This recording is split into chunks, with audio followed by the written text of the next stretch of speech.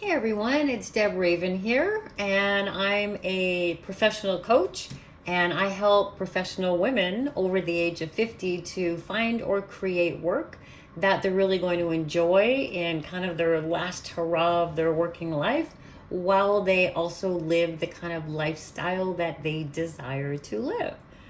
And today I want to talk a little bit about inspiration, where we get it from, how we develop it if we don't feel that we're inspired. And maybe you're in that situation right now. So if you're in a job or a profession or a career that no longer is serving you well, it doesn't connect with you anymore. You feel like you're on autopilot. Every day is just kind of like that hamster wheel, that groundhog day of the same old, working for the weekends, working for holidays so that you can kind of check out of work for a while. There's no inspiration in your life. Maybe you feel like you have settled. And sometimes it's just really hard to be inspired to make the changes that you know you want to make because you just don't feel like you have any energy. So today I just want to talk on three short little topics on what you can do to cultivate that inspiration if you find that you're in that situation and you'd really like to make a change so that you're not living your life settling or on autopilot. So a lot of the women that I talk to are in jobs that they no longer like, but a really big problem is they don't know what they want to be doing instead. So then they just stay there. So the inspiration starts by getting clear on what you really want to be doing for work. But it's even more important than that. It's more robust to me than just making decisions around work. It's making decisions around what your dream life looks like and what your dream life feels like. What I mean by that is that if you can visualize or write down or journal, if I have this in my life, I will feel proud. I will feel fulfilled. I will feel like I didn't settle. I will feel very empowered because I made these changes. So getting really clear on what your outcome or what your dream life looks like has to be the beginning. No dream is too big. And I say that because most of us, especially women, we have a tendency to think small. Oh, I can't have that, or I shouldn't want that, or that's greedy, or that's going to be too hard. All of those things may or may not be true. Most likely they're not true. But if we don't dream big, then there's no real feelings attached to it. So let's say, just to give you a really simple example, let's say that your dream is to make $20 an hour in your job. Not that there's anything wrong with making $20 an hour in your job, but let's say that's your dream because you're scared of asking for $50 an hour. So in order to dream, in order to feel, it's really important to have that feeling like, oh my goodness, like how would I feel if I made $50 an hour? How would I feel if I made $100 an hour? To have that feeling kind of move you forward into cultivating new possibilities for yourself. So what does your dream life look like and what does it feel like? That's number one. Number two is gratitude in advance. For anybody who has listened to any of my videos before or ever done any work with me, you know that I'm a big proponent of this because without this, I think we miss the mark.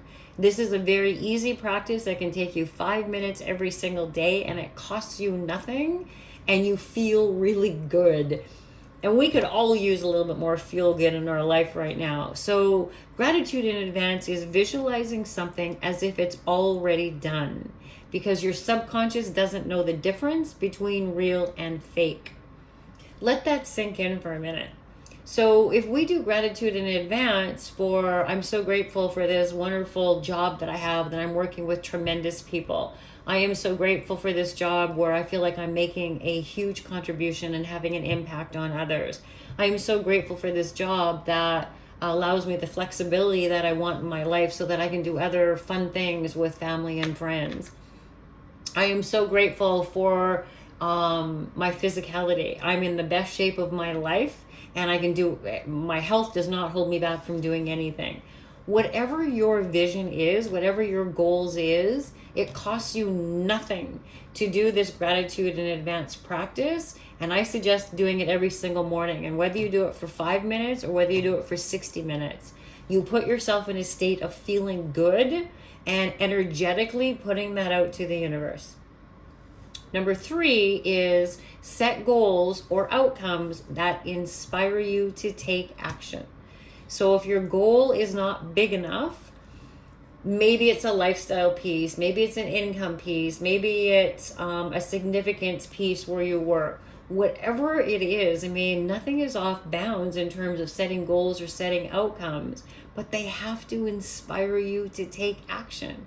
If your goal is just to get out of this darn job that you hate right now and just find another job that has healthcare benefits and pays me a decent amount of money, there's nothing sexy behind that. There's nothing juicy behind that. And chances are you're probably just going to stay where you currently are because there's nothing that's really compelling you to move forward. Because making changes does require some effort. It requires some strategic effort. Yes, that's part of it.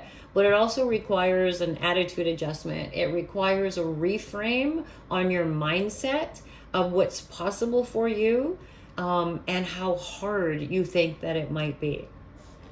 So 3 things that you can do in terms of cultivating some inspiration for yourself. Get clearer on what your dream life looks like and feels like. Gratitude in advance, and set goals that inspire you. I do all of these things within the realm of working together with the women that I work with. We cover these in depth. We cover these every single time that we connect. In my 10-week program, there is lots of touch points where we cultivate all of this so that you can explore other opportunities with confidence and certainty and have that feeling that's really driving you forth. If you'd like to have a conversation with me to see if I'm the right person that can help you to get clarity on what your goals are that inspire you, that make you want to take action, support, guidance, accountability, I invite you to book a complimentary clarity call with me if you're serious about potentially getting professional help to do this. I always say this, I don't do free coaching calls, but what I do is that I offer this clarity call for people who really want to get clear on what their problem is costing them. And if it seems like a good fit to work together, we talk about that and we move forward, and it's just kind of a no-brainer.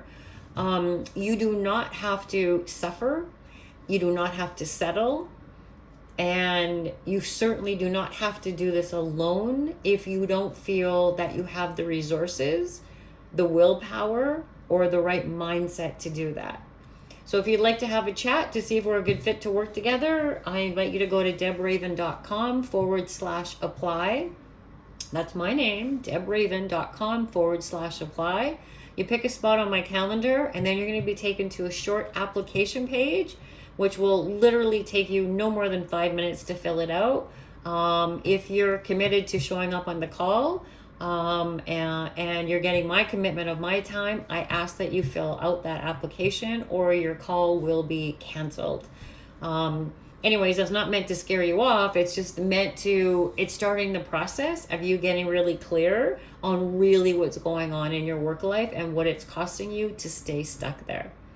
Anyways, I hope that I chat with you real soon. If you'd like some help and support, debraven.com/apply. It's a free call. There is no obligations. It doesn't mean that we're going to be working together. It just means that we will explore the right next steps for you. And it may or may not include working with me.